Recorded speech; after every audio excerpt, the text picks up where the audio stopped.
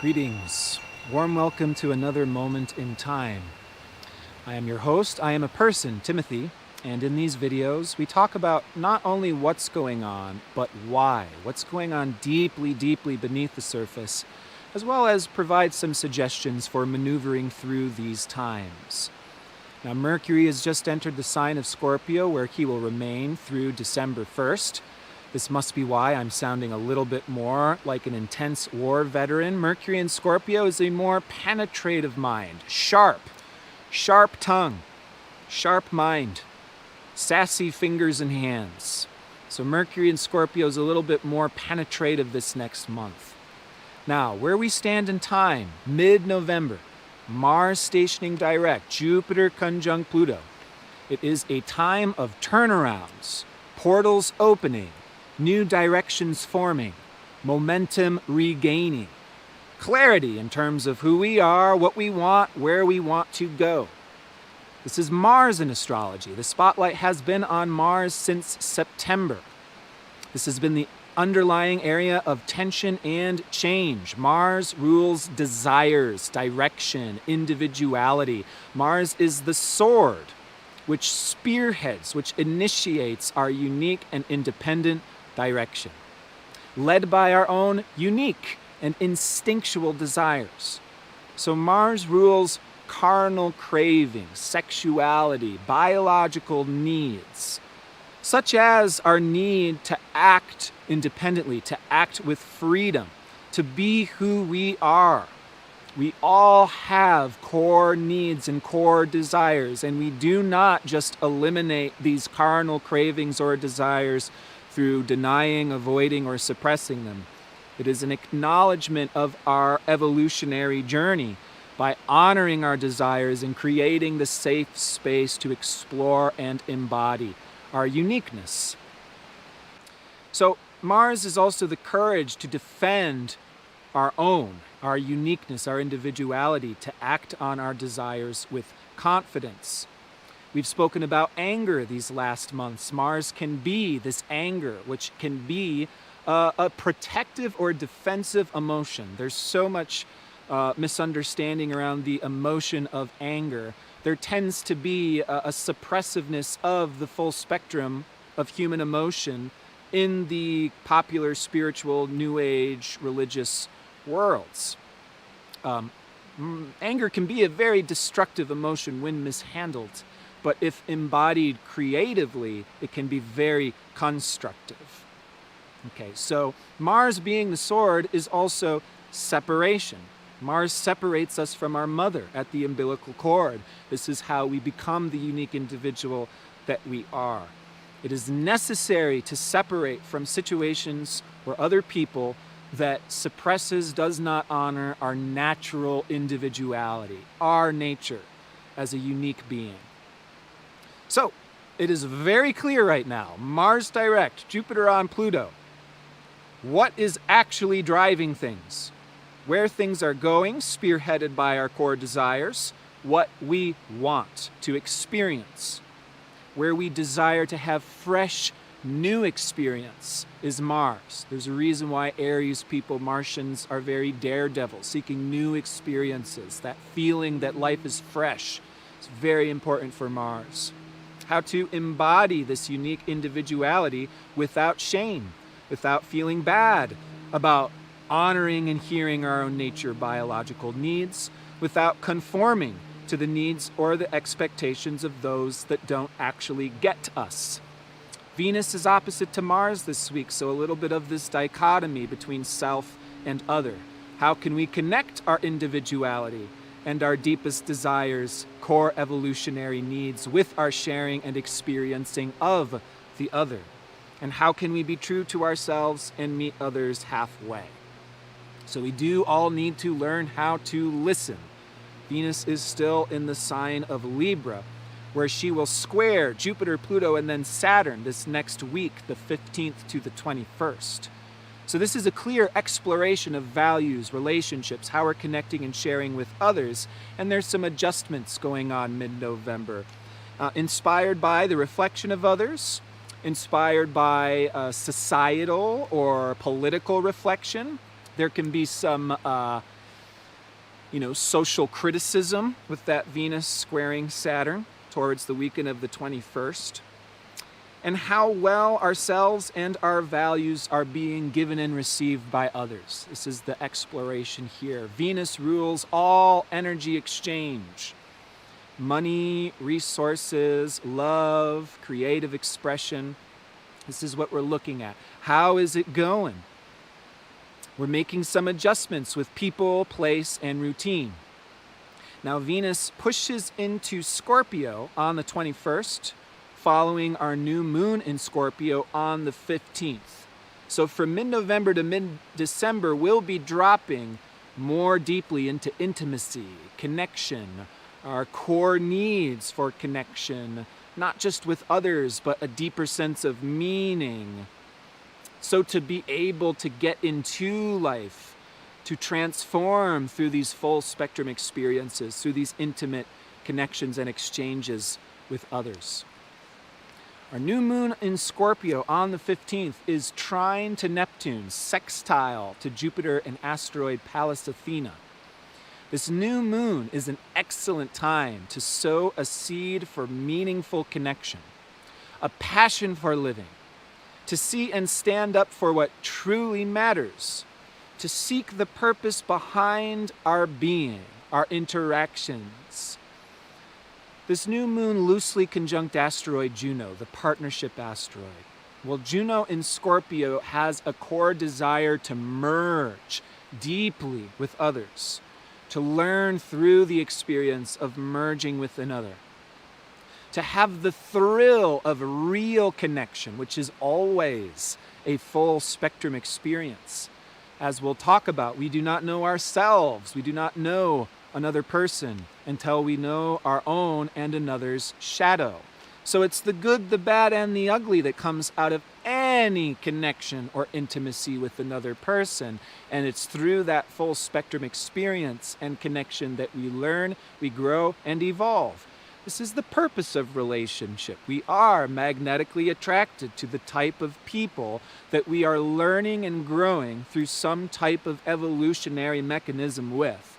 This is one of those areas where people get to very one size fits all, or we're attracted to people for this reason, or we have these mechanisms that go on.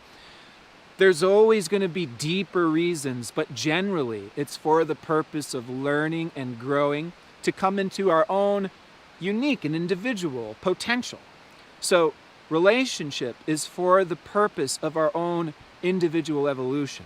And any harmonious, healthy, supportive relationship is when two individuals come together to support the other in their own individual evolution. We allow the other to be themselves, and we desire to know and learn through the mystery of another person, another dimension, another universe.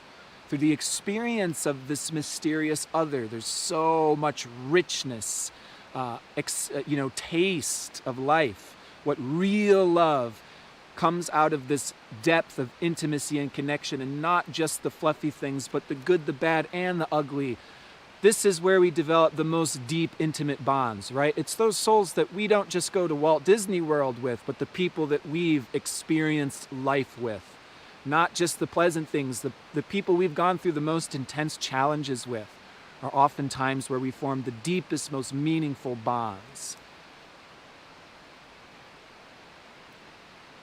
So again, Scorpio, this next month we're really seeing what makes us tick, what's going on beneath the surface, and the opportunity is to connect with what is beyond the veil. This has a spiritual significance as well, to go beyond the superficial life, beyond surface politeness, surface politics, to go beyond death, to connect with the ultimate mystery, the forces of nature. Neptune is the raw, essential, inconceivable forces of nature. We can all be tuning into this. Magic, dreaming, intention, the spiritual world, all of the beings in between this world and the spiritual world. To be inspired by that which transcends mundane life and living, mundane problems and mundane distractions, through a direct connection to the power of spirit and soul. which are the two hidden and mysterious co-creators of our life and all experience. We can really revel, get into, enjoy the taste of the mystery of this divine dance and this divine love, the mysterious co-creation between our soul, which is mostly hidden and unconscious to us. What we actually desire to learn and grow into throughout life is not necessarily what we want or what we say we desire. It comes from our soul. It comes from an unconscious desire. It is our soul's unconscious desires which manifest so many of the experiences which we have throughout life. One of my favorite quotations coming from Jeffrey Green, the founder of evolutionary astrology, is that we do not even have to like our life experience. It is about embracing our life experience because our soul is the one at the helm. We have to align with our deeper soul. And our deeper soul is like a crazy badass. It might line us up for things or experiences that may seem way too much or way too intense for us or not what we want or not comfortable. And yet oftentimes those same things may be the most valuable, productive, serving our deepest needs to grow, evolve, and to overcome the shackles, the limitations of life. Again, between this new moon in Scorpio, Jupiter, Pluto, Mars direct, we can see clearly, what do you really want? What are you really made of? And it's a time to own it. Own all of you, the light and the shadow. Own the propensity for good and own the propensity for evil within yourself. Only then will you truly know yourself and become empowered to create real change, not a simple meandering or treading water or a dog chasing its own tail. And this is what we turn into when we attempt to avoid, eliminate our own inner complexity. Oh, I've taken care of all my problems. Oh, all of my childhood and histories in the past. Boy, I remember when I used to have problems. I remember when I used to be a real human being. Oh boy. This is a very extremely common behavior. This avoidance, this distraction, this love and light, love and light. Life's not always easy. It is hard. This is why these behaviors are common. These are people struggling and coping with the darker, more complex aspects of life. So this is the stereotypical New Age proclamation I always hear, right? Lightworker, Lightworker here for duty, here to be a perfect deliverer of humanity, ascending into the heaven realms of the future, you know. Love and light, love and light, love and light. Yeah, you know, there's a healthy part of this. I think we shouldn't feel horrible about ourselves. We should feel good. We should be focused on the positive things. Absolutely. This is to be empowered, to have energy, and really to keep going. But we also shouldn't maybe deceive ourselves, yeah? And this statement, I am a light worker, would maybe come off with a little less of an insecure feeling and charged with a more authentic warrior-like feeling if we made the proclamation, I am a light worker who is working on my shit. I am a light worker, also full of shit. You know, this would be the authentic human expression, a real acknowledgement of the human condition.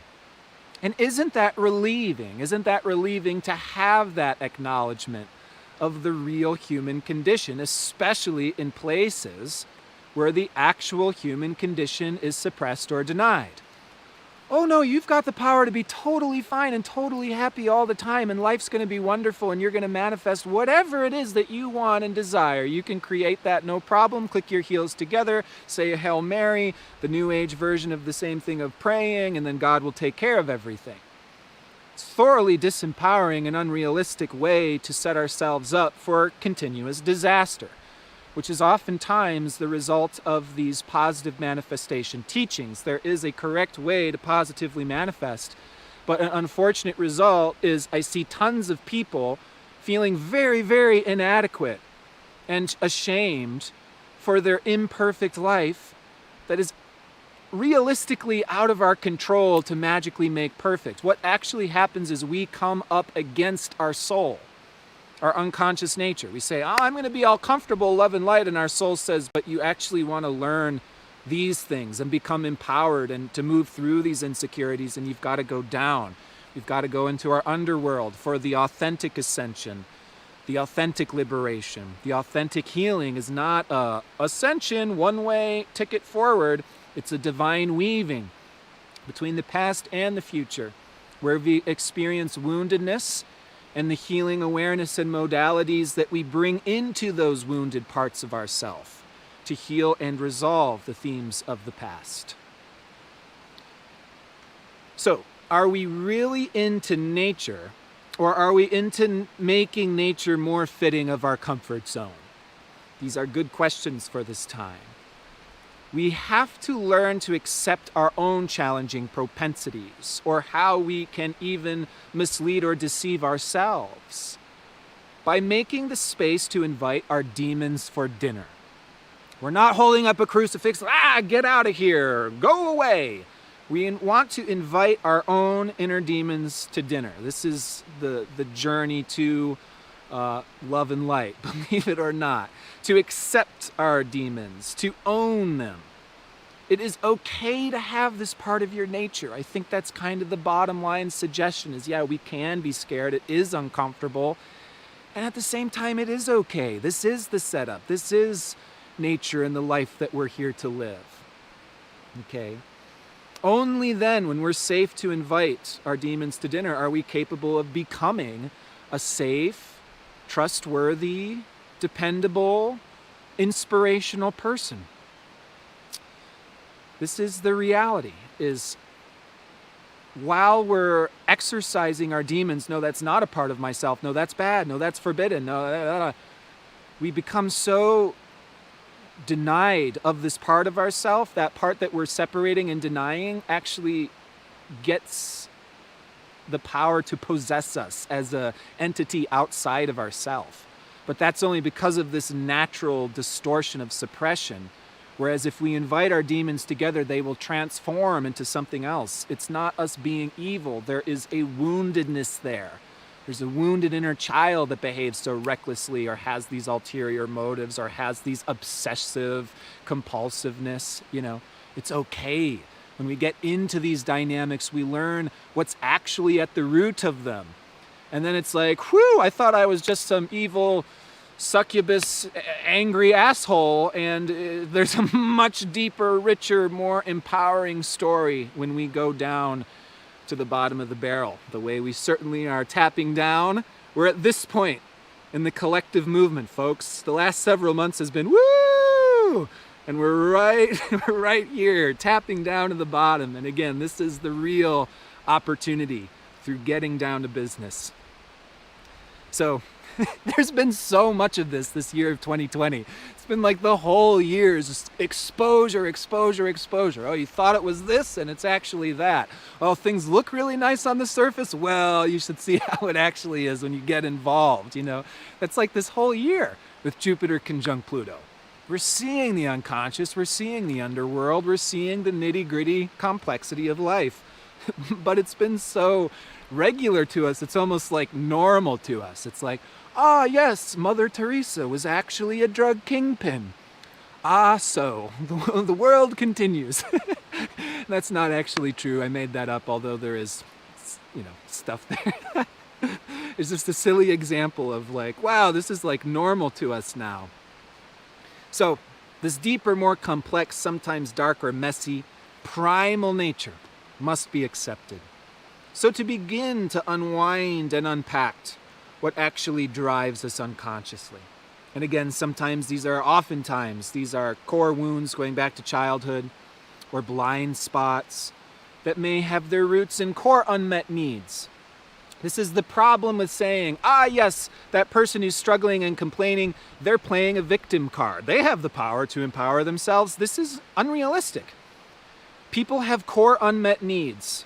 This world is full of core unmet needs. It's not you believe the right thing and things magically come together. People are lacking emotional support, food, healthy diet, an orientation to nature where we can actually have our head on straight. So there are core unmet needs. This is what drives a lot of the tensions that we experience between ourselves and others. I have found that some of the most, fiery, stormy, intense conflicts that I have seen and experienced with other people, it almost always goes to a core difference to how we've processed the wounds of the past. People have formed different coping mechanisms, and then we judge each other's coping mechanisms. Oh, that one's better, oh, that one's worse, oh, there's a good guy, there's a bad guy. No, these are core wounds, core unmet needs, and if we can approach one another understanding, that's what's really driving all of this craziness. It's wounded children, it's not supervillains. Now, only then, do we become truly, is it possible to heal, to begin to pick up the pieces? Only then is it possible for real compassion and real love through actually understanding life, nature, and the other. So these ulterior motives are happening all the time, and we just have to forgive ourselves when we become the detective and say, you know what? I said that I wanted to do this thing, and I don't really want to do it. There's actually a deeper desire, or there was pressure, or I thought that I should, and we can feel very bad about this, and it's an honest thing to feel bad about if we're harming other people by accident, or we're inconveniencing other people by accident because we're changing and we're adjusting. But this is real life. This is real humanity. We have to forgive ourselves. We have to allow ourselves and others to maneuver through these types of spaces. I'll give a personal example. I've taught many astrology courses, and I find sincerely that a person who genuinely enters an astrology course to really learn astrology is actually quite rare. Most people enter astrology classes more for ulterior reasons, why people think they want to learn astrology, and then the actual learning of astrology tend to be quite different. People want to have these powers, or to speak the same language as others, or to be able to communicate these ideas, or to be like a magical magician, whatever it may be. And then learning astrology can be very challenging, not just the technical, but you learn about the actual nitty-gritty dynamics of life, the universe, and everything, which most people don't know or understand, and it's incredibly isolating, and you are largely on your own, and you also learn more about yourself than what most people deem even possible, your own light, your own shadow, your own challenges, your own gifts, and it's very transparent. You have to accept life if you're going to actually learn astrology. But the accepting of the whole of life and nature is easier said than done. And this is what real astrology is. It is a path to developing compassion through understanding the diverse expressions of humanity and nature. And it really takes us beyond these superficial equations of how we discern right and wrong and good guys and bad guys. We should always have the discernment that's protecting ourselves, our integrity, our journey throughout life. But as we get deeper and deeper into the bottom of the barrel, what's going on beneath the surface, it does get more and more complex. It is less and less easy or acceptable to give these one-size-fits-all prescriptions. Just do this meditation. Just think about these things this way. It's not real life. It's not a way to really reach others. We heal through first approaching and integrating the parts of ourself that we prefer to drive away. This is real magic. This is what real witches and wizards and magicians are doing. They're constantly working in themselves. The parts that we'd like to drive away is what we're getting closer to. We take steps toward the unknown. That's the occult. That's magic. That's real, powerful, transformative healing. What we're afraid of, we take baby steps towards. This is how we gain control of those invisible strings that, like a marionette, push and pull us in different directions. What are those invisible strings? What is that magnetically repulses us? If we paradoxically take a step towards that thing, we learn about what controls us. We become empowered. We can become sovereign beings. No, it isn't evil child eating demons. It is a wounded inner child More complex, more deepy, more murky, and maybe a little bit more tricky to heal, which is why people don't want to think about it. Think about how more different and approachable healing is, how much more possible positive change is if we recognize that evil is perpetuated by wounded children and not supervillains deciding to go on a harm spree for fun. Now, I know evil is a trigger word, so forget that for a moment if you find that statement troubling. What I mean to say, quite simply and bluntly, so much of what we deem wrong, bad, forbidden is actually natural. It's natural. It is nature. We're all nature. However, what is powerfully outside of our control can scare and perplex us because it is deeper and more complex than the conscious mind. Pluto, the unconscious, is like this. It is a wild, primal, powerful language. It is the actual language of biology. It is the language of magnetism. Those hidden, mysterious attractions and repulsions reveals to us the nature of our own soul. The unconscious is rooted in the body and the soul. Okay, this is why I oftentimes say our body knows more than we do. Our unconscious speaks through our body. When we have bodily instinctual attractions and repulsions that we don't consciously understand, that's our unconscious speaking through us. Our unconscious remembers everything, all past experience, including the past experiences coming from prior lifetimes. So again, this push and pull also reveals our fixed patterns. Scorpio is a fixed sign. This magnetism, this fixed pattern is rooted in the signature of the soul, which also carries samskaras, past life wounding, current life wounding. We are fixed in these repeating patterns so to first become aware of, understand, and then resolve these deep, hidden, unconscious samskaras. The Buddha used an analogy that we will be enlightened in the amount of times it takes for a bird to fly over a mountain with a silk scarf. And when that mountain is worn down to nothing, we will be enlightened. The mountain is Pluto. The bird passing over the mountain with a silk scarf is our redundant pattern of experience. And every time we go over this, it's like reading Braille. We're learning about our soul patterning, the past experiences that we've had, the desires and directions that our soul has presently, and therefore where our soul is also going from here. This is Pluto in evolutionary astrology. This is the bottom line. Why we live the life that we do and have the experiences that we do can be easily and clear as day read in a birth chart, which is a map of the total soul and unconscious. Our lives become beautiful, fluid, attractive as much as we can get down, accept our life, accept our soul, accept the nitty-gritty of the journey, even when it is not always pretty. This is the path to ascension.